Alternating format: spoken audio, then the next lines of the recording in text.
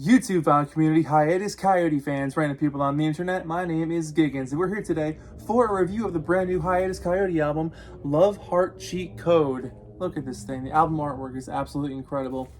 This is a record I've been super excited about since I started hearing the first singles from it earlier this year, and with each single I heard from this upcoming record, I was more interested than the last song. I mean, they are making some of the most interesting music I've heard in recent memory, blending genres together so seamlessly, and their performances are so fun and spirited. You can't help but be caught up in the excitement of what they're doing. So being able to hold this thing finally, play it on the turntable, it's a really cool blue, white, marble looking record. It looks great, matches the colors on the record here on the cover. I cannot get enough of this album, and I'm so stoked to chat about it. So let's just jump in. The album opens up with a track called Dreamboat, and this thing is just wistful, beautiful. It's a comforting dream feeling that sweeps over you with these really gentle vocal layerings, nice syrupy strings, but a very emotional album opener that allows itself to grow and breathe and become its own thing as the track progresses. A song that kind of describes like the euphoria of love or discovering something absolutely incredible that you're enamored with. It's a wonderful introduction to a very diverse record. Telescope comes up next, and I absolutely adore the really super crisp, lightly tapped snare drum on this thing. Like, that just works. The production on this thing, which they produced themselves, is just top notch. Playing along with that bass line is just excellent combination. But the vocal harmonies on this thing are just lilting and soulful, just gingerly padding out the song where they need to be. I love the line that's reminiscent of My Girl, which is really cool. A spacey song for the ages, a groovy solar system kind of jammer, or maybe it's just about weed. I can't tell, but either way, I'm in on this song. It's a hell of a lot of fun. Make Friends comes up next, and I absolutely love this one. You know, you don't make friends you recognize. It's like, you don't just go up to someone and say, we need to try to be friends. It's like, no, you just understand. You feel the vibes. You feel the wavelength. You understand the emotion. You get it. And that's what happens. You don't make friends, you just bond.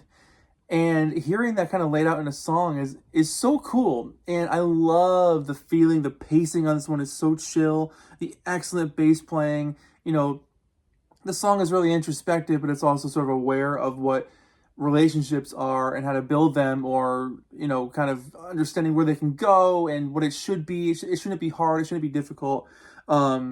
I love when it gets to the end, you know, I want you to recognize me bit. Like, oh my God, this song is so catchy.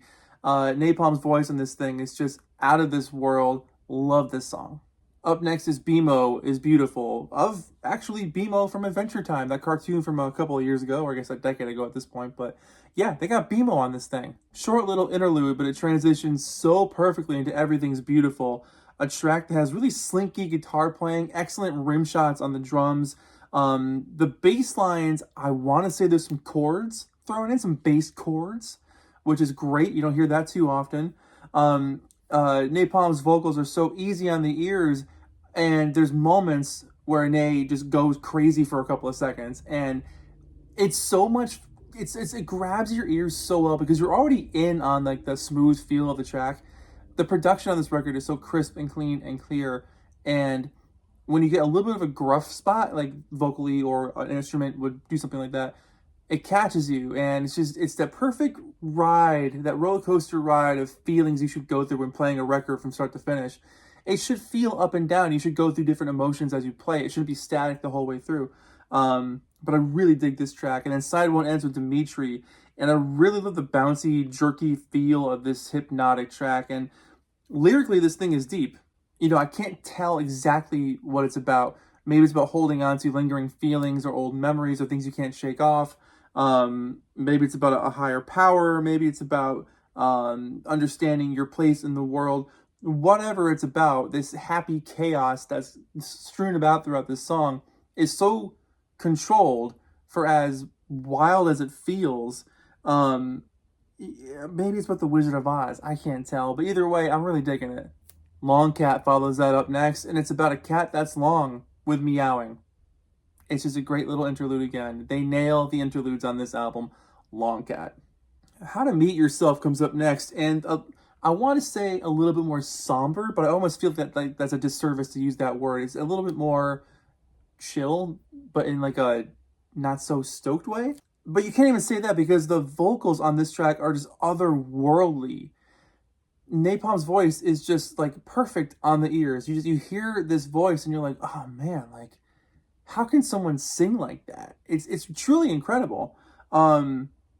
I feel like the atmosphere of the track itself blends well with the lyrics because musically it sounds like the percussion was recorded like down the hall, and so there's a bit of a disconnect with the production skill or their execution was on purpose, because lyrically I feel like it's the space between you and yourself, and so I feel like there's a part of the song that's sort of on its own, and then it's sort of a part of the song that's sort of more also on its own, and he's trying to make the two meet each other. You know, it explores itself, but it finds comfort in that journey. So it sounds like growth. It's really cool. Love Heart Cheat Code, the title track of the album, comes up next. And I love the awesome guitar effects on this one. It creates a lot of good textures, and the bouncy rhythm that pops in is just so effortlessly chalked up. I mean, this whole thing is just a cool, bouncy, smooth experience.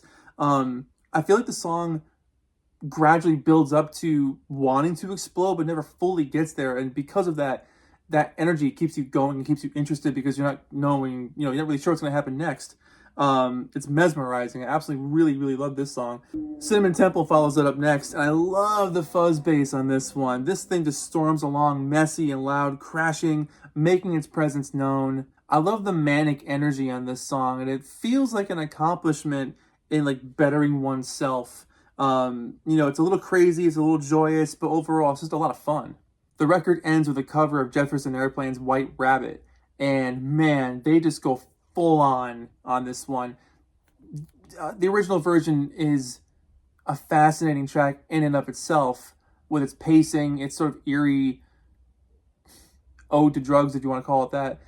This version sort of just jumps into the deep end. If a pool was filled with LSD, this song just jumps right in and goes for the groovy, far out, exploratory universe that you might encounter in such a situation. But the harmonies are beyond spacey and atmospheric on this one. The overall production is expansive and thoughtfully experimental.